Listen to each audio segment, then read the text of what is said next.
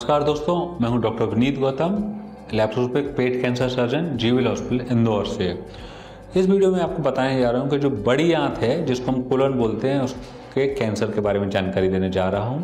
तो जो बड़ी आंत है उसको हम लार्ज इंटेस्टाइन बोलते हैं और वो हमारे पेट में जो सिचुएशन होती है उसकी वो हमारे राइट इलियक फोसा है पेट में, लगभग पूरे पेट में होती है। यहाँ से वे राइट साइड से स्टार्ट होकर फिर ऊपरी हिस्से में जाती है, फिर नीचे तरफ इसका डिसेंडिंग कोलन होता है और फिर लेटरिन के रास्ते से इसके बाहर खुलती है। तो जो बड़ी आंत है, जो कोलन के अपने हिस्से होते हैं, एक उसमें असेंडिंग कोलन होती है, एक ट्रांसवर्स कोलन होती है, एक डिसेंडिंग कोलन होती है, फिर सिग्मॉइड कोलन होती है, उसका रेक्टम और एनस होता है। अब जो इसमें कैंसर होते हैं इसके कारण जानना जरूरी है, क्योंकि ये कि प्रिवेंटेबल कैंसर भी होता है। विदेशों में जो कोलन के पॉलिप हैं बहुत कॉमन होते हैं, उसका कारण अपना कुछ भी हो, जेनेटिक कॉज भी हो सकते हैं, हेरिडिटरी कॉज भी हो सकते हैं, जेनेटिक सिंड्रोम हो सकते हैं, बहुत कॉमन चीज़ होती है पॉलिप।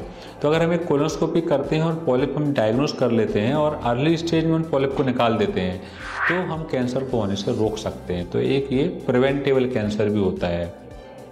तो इसके कॉज में मुख्यतः अपने जेनेटिक या पॉलिप होते हैं या हेरिडिटरी कॉज होते हैं या कुछ सिंड्रोम होते हैं। मैक्सिमम केसेस में कारण नहीं मिलता है, ओल्ड एज में 50 साल के बाद जेनेटिक चेंजेस के कारण होते हैं। अब अगर किसी को कैंसर हो रहा है आंत में तो उसके लक्षण क्या होते हैं? तो दोस्तों नॉर्मली ये कैंसर 50 साल के बाद की उम्र में मुख्यतः होता है और इसका जो पहला लक्षण आता है वो होता है अल्टर्ड बॉबल हैबिट, मतलब जो इंसान की बॉबल की जो मूवमेंट या फ्रिक्वेंसी है वो बदल जाती है। नॉर्मल इंसान अपना 24 घंटे में एक बार मोशन पास करने जाता है, और जब किसी को बड़ी आंत में कैंसर होता है तो उसकी मोशन की फ्रिक्वेंसी चेंज हो जाती है। अगर असेंडिंग कोलन, ट्रांसवर्स या डिसेंडिंग कोलन में तो हो सकता है फिर 2 बार 3 बार जाना पड़े, सुबह की जगह दोपहर में जाने लग जाए, तो उसकी फ्रिक्वेंसी बदल जाती है, टाइमिंग बदल जाती है। फिर उसके बाद उस मोशन में ब्लड आ सकता है, तो या तो ब्लैक स्टूल हो सकता है या फ्रेश रेड ब्लड आ सकता है। इसके अलावा उसको पेट में दर्द हो सकता है रुक रुक कर, क्योंकि जब ट्यूमर बड़ा होता है तो हमारे आंत के हिस्से को ब्लॉक करता है, जिससे ऑब्स्ट्रक्शन, जैसे मिनिमल सब एक्यूट इंटेस्टाइनल ऑब्स्ट्रक्शन बोलते हैं, बीच बीच में ऑब्स्ट्रक्ट करेगा फिर खुल जाएगा, तो कोल की पेन उसको बार बार होगा। खाना खाने के बाद नॉर्मली ये दर्द ज़्यादा होता है। तो अल्टर्ड बॉबल हैबिट, मोशन में ब्लड आना, लेटरिन में ब्लड आना, ब्लैक कलर का लेटरिन आना, इसके अलावा पेट में दर्द होना, इसके अलावा पेशेंट की नॉर्मली भूख कम हो जाती है, कई बार मोर देन 50% कम हो जाती है। सपोज दैट कोई 4 रोटियां खाता है तो अगर उसको कैंसर डेवलप होगा तो उसकी भूख 2 रोटी या 1 रोटी की हो जाती है। साथ में उसका वजन में कमी आने लग जाती है। तो अपना भूख में कमी होना और साथ में वजन में कमी होना, ये भी इस कैंसर के लक्षण होते हैं।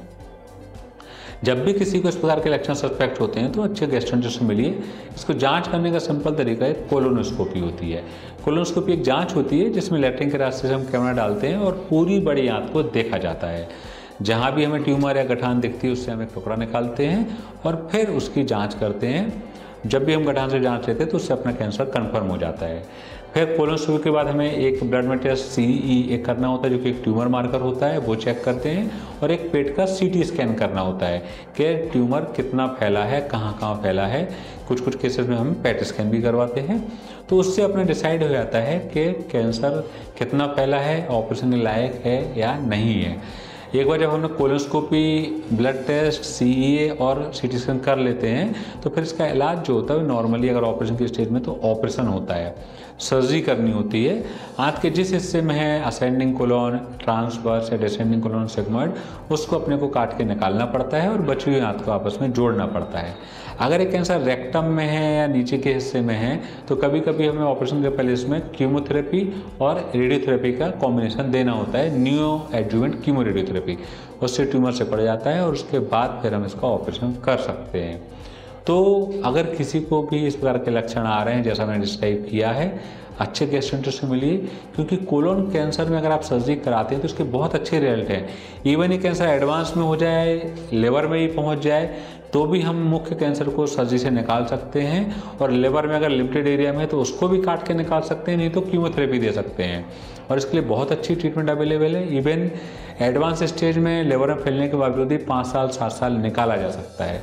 तो किसी को भी अगर बड़ी आंत में कैंसर हो रहा है, अच्छे पेट कैंसर सर्जन से मिलिए और प्रॉपर इलाज कराइए।